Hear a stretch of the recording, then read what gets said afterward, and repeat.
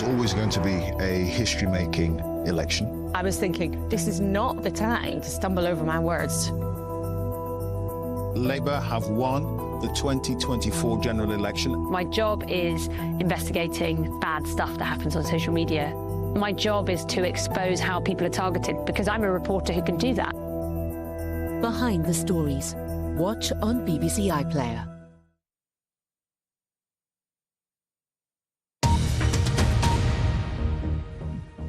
This is BBC News, the headlines. Around 1,700 people have now been confirmed dead in Myanmar after it was hit by a massive earthquake. But 2 days on, survivors are still being pulled from the rubble, despite strong aftershocks rattling the area at the epicentre of the quake. The former Archbishop of Canterbury, Justin Welby, says he feels a deep sense of personal failure about the case of John Smythe, telling the BBC he would forgive the serial abuser, however, if he was still alive. US President Donald Trump has reportedly told NBC News that he's very angry that Russia's Vladimir Putin questioned the credibility of Ukraine's leader Volodymyr Zelensky, despite having previously done so himself. The actor Richard Chamberlain, best known for playing Dr. Kildare on television, has died at the age of 90. He's been described as the quintessential heartthrob of a generation and the king of the miniseries.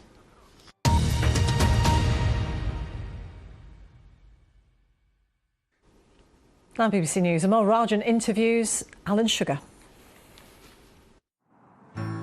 When in 1968, a working-class entrepreneur from Hackney set up a company with his initials, AMS Trading, it marked the commercial launch of perhaps the best-known rags-to-riches story in modern Britain. The founder of AMS-Trad had a talent for seizing an opportunity.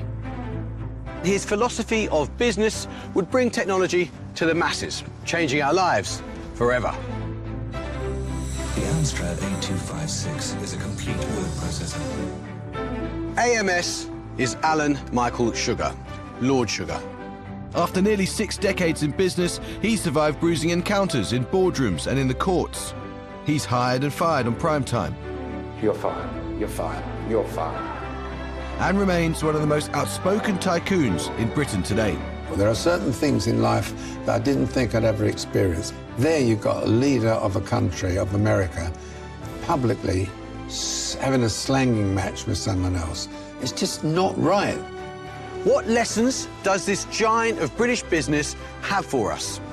And what's the real story behind his success?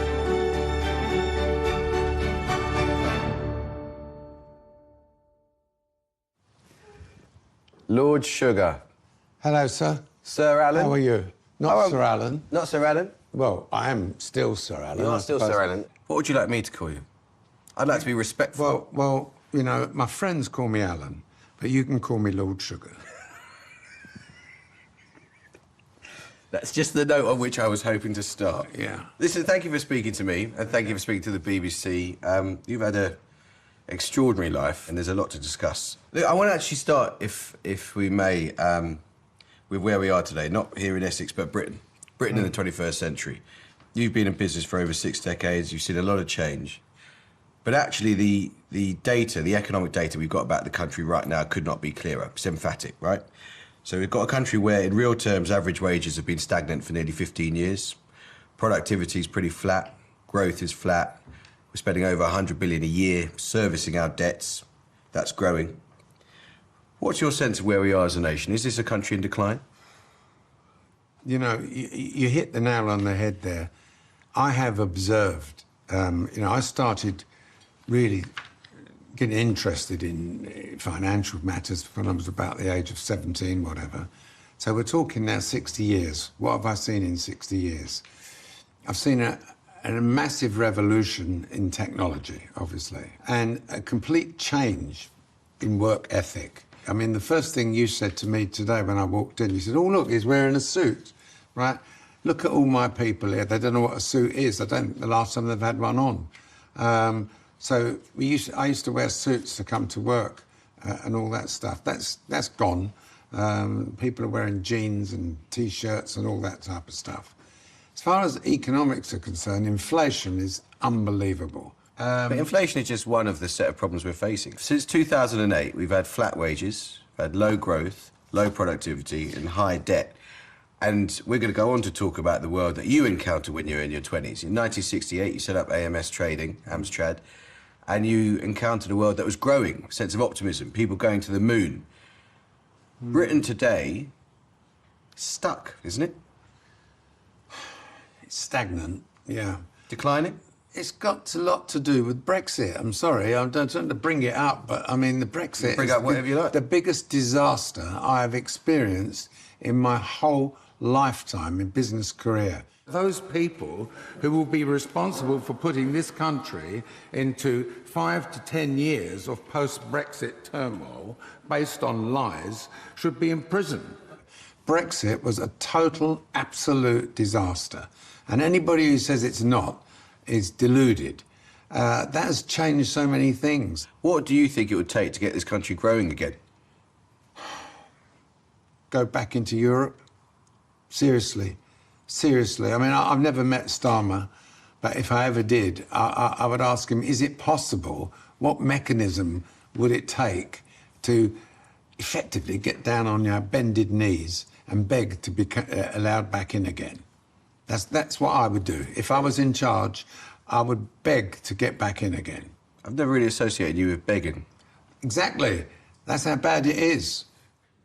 But for Sugar, it's not just Brexit that has altered the shape of business in Britain today. None of my mob work from home. They're not allowed. Why? Because I don't agree with it. I've got a young chap who's just started a couple of months ago. It's a classic example of why you need to be in the office. Where's he going to learn his trade? Off of the bloke next to him, off of the woman next to him, off of the other lady down on the other desk. That's where he's going to learn that interaction. You know, the discipline of being here 9 o'clock in the morning, leaving at 5 o'clock at night. So do you think working from home is not real work? That's what Sir Stuart Rose said about Yeah, it. definitely. It's not. I mean, you know, I understand the concept. You know, a lot of people will argue, well, look, when I go to the office, I'm sitting in front of a computer all day long. I might as well sit in front of a computer all day long in my house. Not the same, I'm sorry, not the same. Sugar's way of working made him a billionaire. But the economic status he enjoys now is far from the one he knew growing up. I want to talk to you about your childhood. Alan Michael Sugar, born 1947, Hackney. Tell me a bit about the flat on the Upper Clapton Road. Mother Faye, Father Nathan, what was that world like? I look back, it was quite good. Dad and Mum never short of food on the table. Let's get that straight, OK? He was a big worrier, my dad, about where the next paycheck was coming. He was in an era where he would come home Friday and my mum would say, have you got work Monday?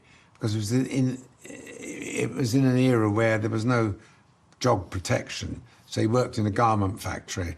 So it was always very, very nervous, conscious of money, very careful about money and all that stuff, which, from my point of view, was, I understood it. And I think that's when I was younger, I made my mind up that I mustn't ever be in this position myself. Must never, ever be in this position myself. I've got to fend for myself. Not long after primary school, Sugar was hustling on the streets of Hackney, always on the lookout for ways to do a deal. So I'm now 15 or 16, OK?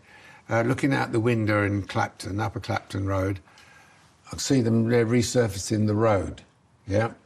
And in those days, under the layer of tarmac, instead of having concrete, they had herringbone chunks of wood impregnated in tar, right? Which burns well. Or not half, because my place where we I can live... see, even as you're talking about it, I can see you're getting excited. Yeah. There's a little part of you who's thinking, I know what to do here. Well, and you're looking out the window and you're thinking... I'm telling you why, because we had a fireplace in our place, and Mum and Dad had to go and buy from the grocery store a bundle of wood that you bought, and you stick it in the fire with newspaper underneath, and it was set fire and put the coal on it and all that type of thing. So I went downstairs, saw the workers. I said, what are you doing with all them? They said, nothing. I said, can I have some? So I got a pram, and an old pram, and then hauled them round into my bike shed, and then started chopping them up and flogging them to the bloke that we were buying sticks of wood from. Yeah, I don't know if I made enough margin. What made you a good salesman? I don't know. I suppose opportunity. Seeing, look, I just told you about the wooden blocks. Who else would think about that, looking out the window? That's seeing an opportunity. That's not being good at selling it. And you were very good at selling stuff. It's an eye to that chance. Extrapolate. I know I'm going to sell them. I knew here. How'd you know? I knew. It's here. And you can't explain it. You can't go into Boots and buy a bottle of entrepreneur juice. Or go into W.H. Smith's and buy How to Become an Entrepreneur. Keen to start making a proper living, Sugar left school at 16. After failing an aptitude test at IBM, he had a brief stint as a civil servant and a trainee accountant, but soon found he was making more money from side hustles than any full-time job. It wasn't long before he decided to set out on his own, and he started by selling car aerials from a £50 van. The first collection of car aerials made him a profit of £60. Transistor radios were next, and he was soon ready to start trading his first products branded with his company name, Amstrad. Over the next decade, he expanded his range and found ever more innovative ways to deliver cost savings. I want to get into your technology career. So Bill Gates, a software developer. Steve Jobs, master of design. Mark Zuckerberg, a coder. Elon Musk's an engineer. What was Alan Sugar's approach? I'm not a software engineer. I'm not even an electronics engineer, but I understand how they go about making it and how software drives it and all that type of stuff. So I would identify products. So my aim in life was to look at Sony, look at Philips, look at Grundig, names, look at Pioneer and all those names, and look at the products they were selling.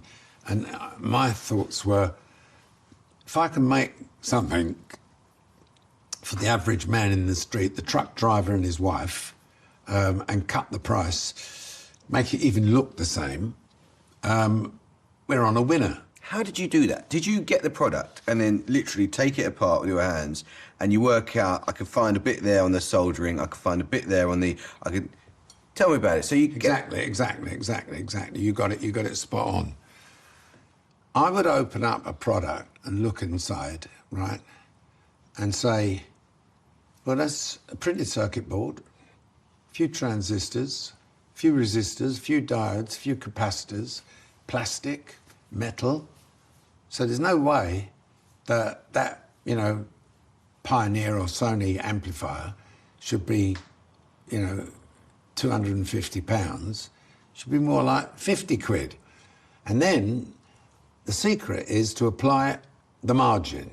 1.54 was my famous index figure. So whatever it cost to produce, including labour and everything, I would apply 1.54 on top, right? And that would be my selling price, right?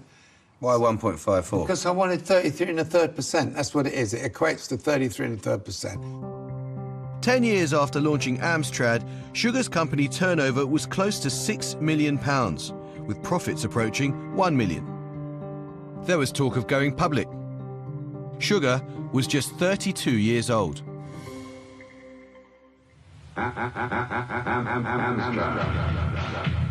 Powered, self-drive, free-band tuner. By 1979, he'd spotted a gap in the market that would supercharge his profits. £129, £159, £149, £169, or less at these selected stores. So the tower system. Alan Sugar looks at other kind of music equipment that's around. What made the TS-40 revolutionary? Where was your edge? I'd spent years making amplifiers and tuners and importing cassette decks. And the fashion at the time was that you had a cassette deck, a tuner and an amplifier sitting in a stack and a record player sitting on top. So they were all 5 different elements, right? There's your $2,000, right? So I think to myself, once the stuff's in the rack, it never comes out of the rack. It looks amplifier, tuner, cassette deck. So what I'm going to do is I'm going to make a front panel that looks like 3 separate things, so that it looks as if I've got a stack of things. And, here's the clever bit, one power cord. One power cord comes out, plug it in, and bingo. This approach to producing cut-price electronics would drive Amstrad's fortunes, and what he did for hi-fis he would soon do for home computers.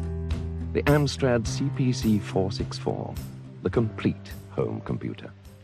First of all, it's got to look like a computer, not a pregnant calculator. So I made this mug's eyeful, if you like.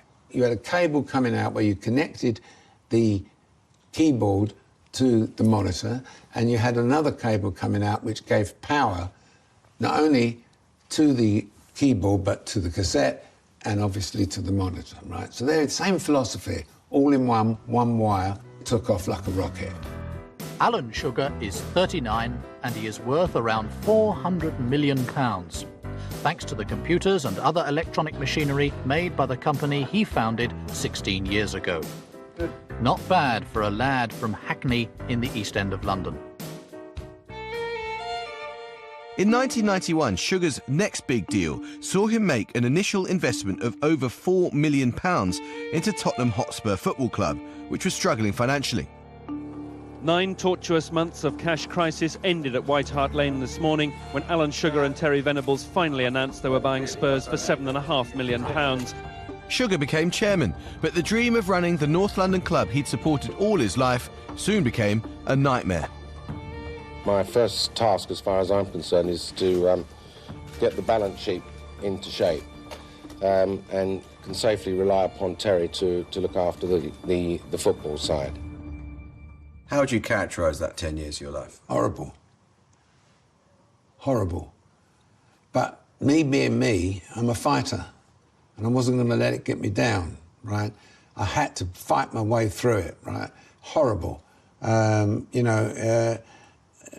The chairman's never good, no good, always my fault. Never mind the players, never mind the manager, my fault, right? Get your checkbook out and all that type of stuff. Horrible, horrible period.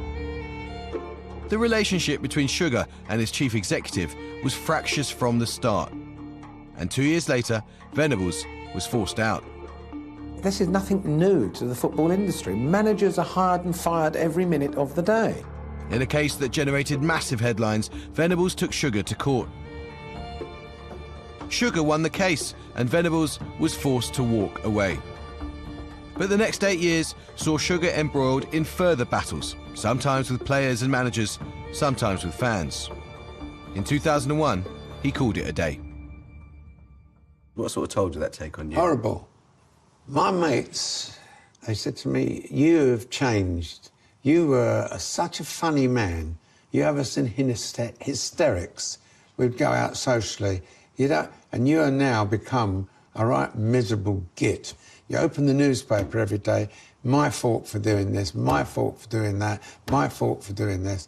They done me in, it really done me in. I tell you, it done me in, no question of it. So after the Tottenham years, you're approached by the BBC about making this business-based entertainment show.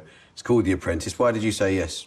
Because Donald Trump in America did The Apprentice first of all, and I got a home in America, in Florida, and all the people were telling my wife, for example, this is the greatest TV show ever, this Apprentice, you know, blah, blah, blah, blah, blah, blah, blah. And so I knew of it.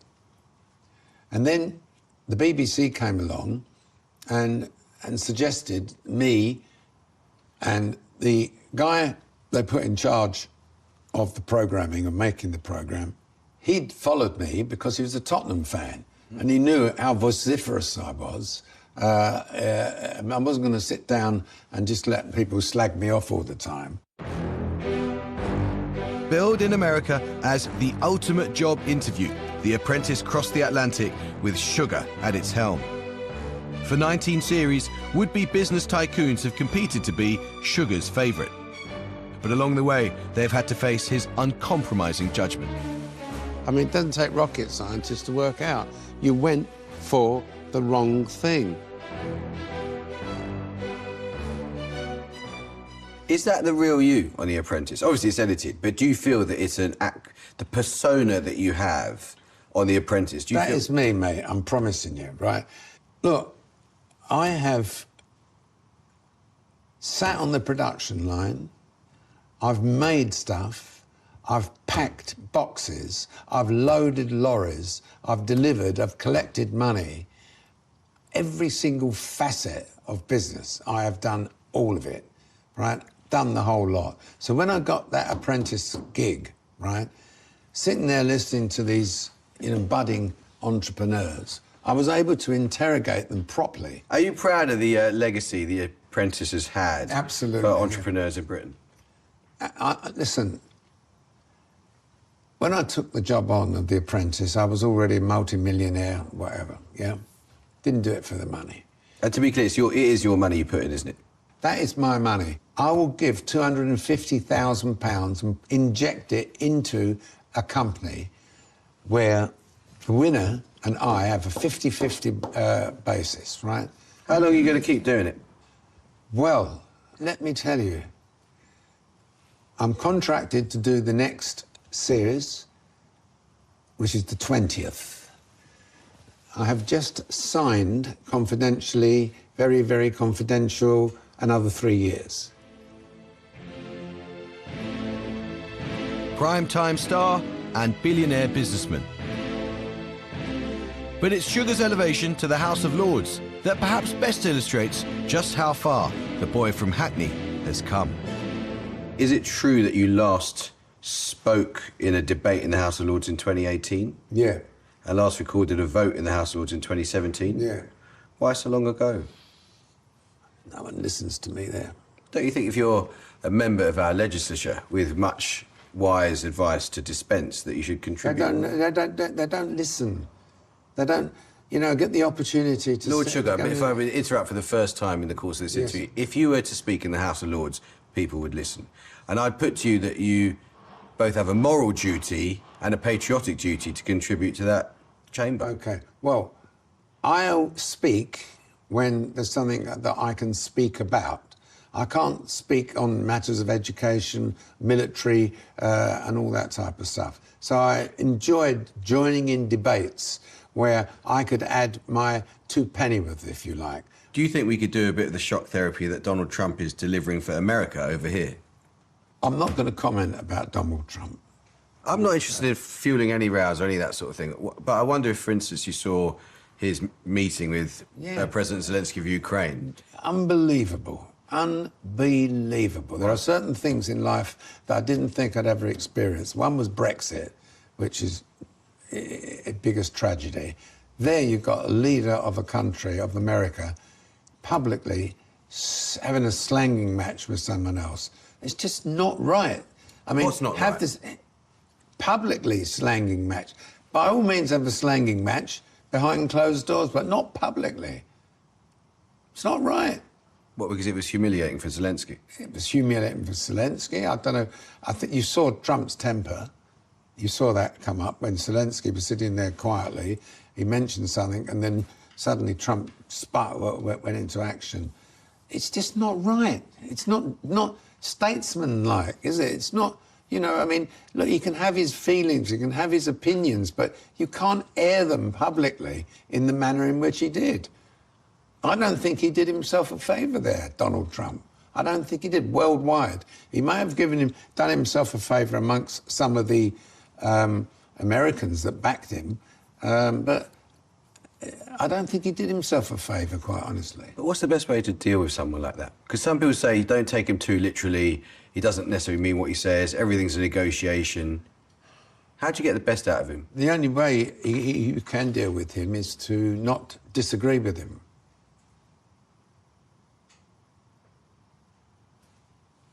End of. We were going to do this interview last year, and we didn't, for various reasons, I think, to your diary, but also after the Sunday Times had a report about you saying that by going to Australia, you avoided £186 million in tax. Was the Sunday Times right? That's wasn't it? Was it? I'll show you the check, mate. So what they said, let me spell it out for you and you can tell me where they got wrong. They said that by trying to declare yourself a non-UK resident, tried to avoid £186 million in tax on a £390 million dividend. Is that not true? Total right. I wrote the cheque out. I didn't write a cheque. I sent them by telegraphic transfer. I'm going to get my man downstairs, Danny, to bring up the cheque. And so it's not true that you basically, or your tax advisors, didn't realise that as a member of the House of Lords, you're automatically resident in the UK? I didn't either, but it was a thought of me taking a large dividend and not paying tax, but it appears that I couldn't do that because I was a member of the House of Lords, so... So in the end, you paid it? Yeah, of course. I paid a £50 million cheque to them once. I paid the £186 million cheque to them. Do you think large-scale tax avoidance is wrong? I've happily paid my money away all my life. Quick fire, because I'm conscious of your time. What time do you wake up in the morning? Now, about 5:30, 6. 5:30 still? Yeah, well, I'm old. Favourite meal? Favourite meal is comfort food, you know, fish and chips. Guilty pleasure? Guilty pleasure is having a jet. What would be your advice to your 21-year-old self? 21-year-old self? Well, follow me. Follow what I did. Follow what I did. Honesty, integrity, be straight. No tell them as it is. Alan Michael Sugar, it's been a pleasure. Thank you so much. OK.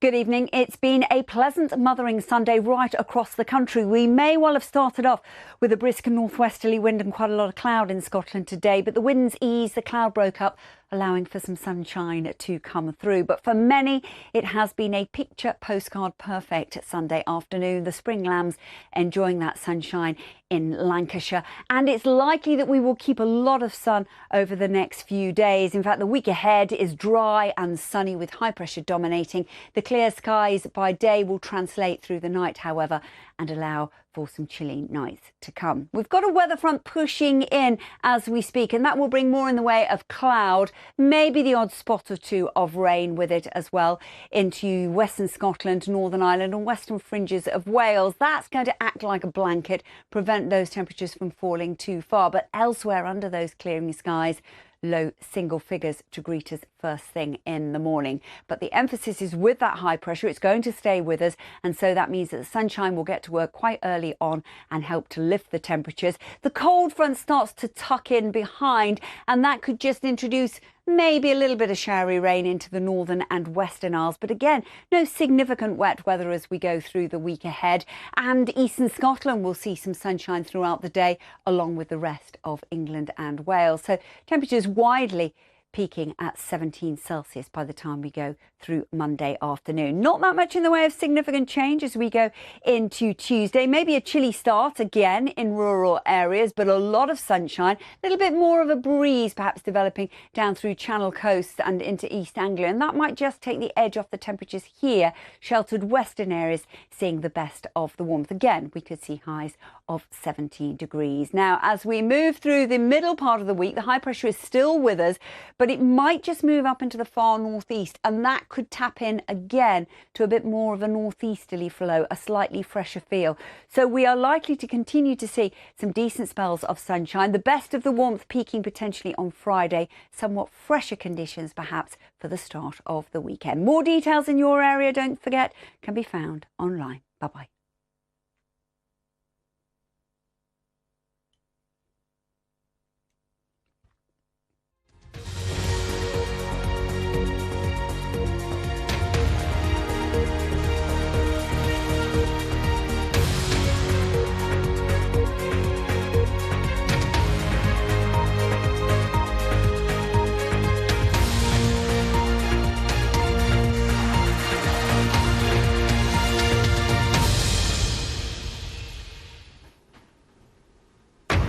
Live from London, this is BBC News.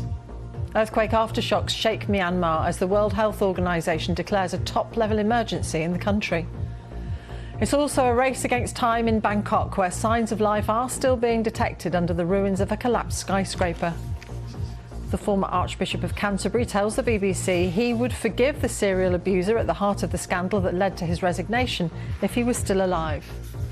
President Trump says he's very angry with Russia's Vladimir Putin after weeks of attempting to negotiate a ceasefire in Ukraine. The head of a charity Prince Harry founded accuses him of harassment and bullying at scale. A source close to the trustees of Centre Bali say her allegations are a publicity stunt.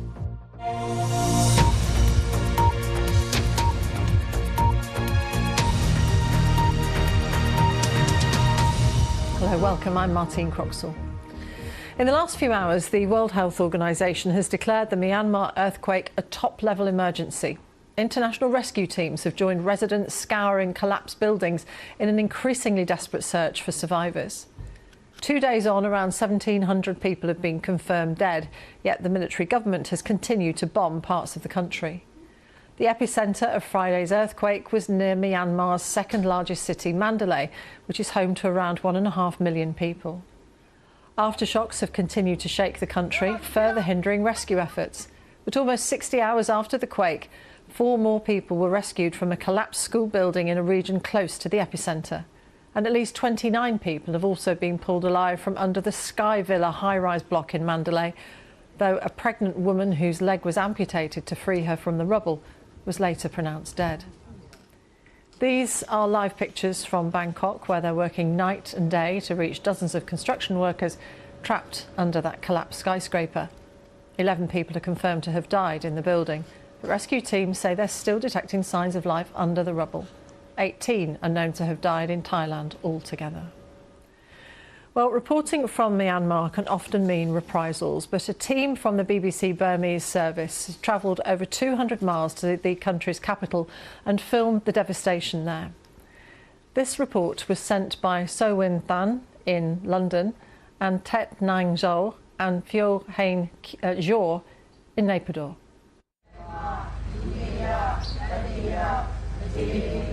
Praying amongst the rubble for the victims of Friday's devastating earthquake.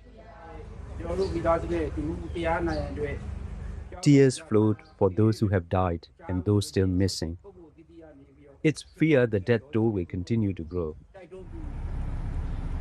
This is Naypyidaw, Myanmar's capital. It's just a few hundred kilometers from the epicenter of where the deadly tremor struck. The smell of death hangs in the air around the damaged buildings. There are many bodies that still haven't been recovered from the rubble. Few people here are willing to speak to journalists due to the fear of reprisal from the Myanmar's military government. But one woman told us how her family has been coping since the earthquake struck. At night we sleep in a wide open area, but we can't sleep well because there are aftershocks every 2 or 3 hours. We can't sleep or eat well. I'm just drinking water and feeling exhausted. We cannot expect to rebuild our lives to how they were under these circumstances. We may have to live in a slum. Nothing is left. Even now I can't afford to get food. In these tents, about 50 medical staff are treating 200 patients. There is a 1,000-bed hospital nearby, but it's not safe to send people there. The entire emergency room has collapsed. My colleague Tet Nang Zhou visited a large residential complex that housed civil servants. The